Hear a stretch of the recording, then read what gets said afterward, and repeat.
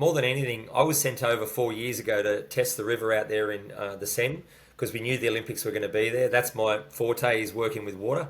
I found out what speed the river was moving. I searched high and low, and of all places, the Tallabudgera Creek where I run my swimming business, 1 hour before high tide is exactly the same as the Seine. So we agreed with the British team that they'd come out and spend a lot of time with me over here in Australia. They did that for 4 years, and they'd come out for 5 or 6 weeks at a time, and we'd just simulate exactly what was going to happen in the Paris race. Now, when I was trying to sell it to him, the biggest thing was coming back into the current. It was for me making sure that he didn't waste his energy. He still had a bike leg to go. He still had a run leg to go. We knew Hayden was going to be running sub 3 minute Ks, so he had to save as much energy as possible in that swim leg. That was my role. So teaching him how to swim on someone's feet was what we worked on for a long time, and he finally got it 3 days before the race, and he understood how close he had to be to save that energy. That swim looks so technical and so tough. What were the tactics? Really simple. His first 200 metres hadn't been very good for many years.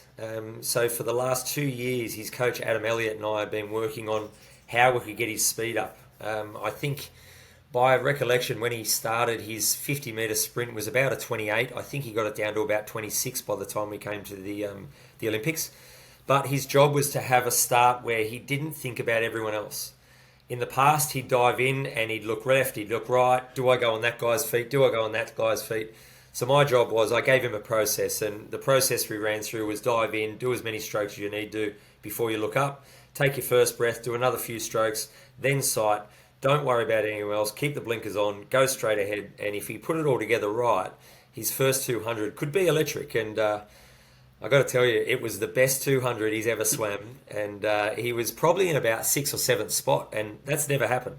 He's usually back in 40th or 50th, and for him to be in that position was a lot of hard work, and it all paid off in the one race. You never count anyone out, and to explain the scenario, there's about 8 of us in the team on the coaching staff. Now, we were spread out all over the field. We weren't all just sitting in the one spot talking to each other. We use an online ear detection thing called Zello, where you just put your earphone in like that, and basically everybody on that Zello app can just talk to each other like a walkie-talkie. It's very clear and it's great, but what it does is it actually gives you a transcript. So as you speak, it writes everything out. So at the end of the day, we can go back and run through what worked and what didn't work, and get better. Now, the transcript of us, because we're spread around the course and we didn't have a screen to see it, we'd all pretty much surrendered to the fact that he was getting a silver medal. And then all of a sudden someone said he's 14 seconds, and then a couple of seconds later they said he's 8. And Ben Bright, the head coach, said, 8 seconds, can someone confirm? And they said he's 5 seconds.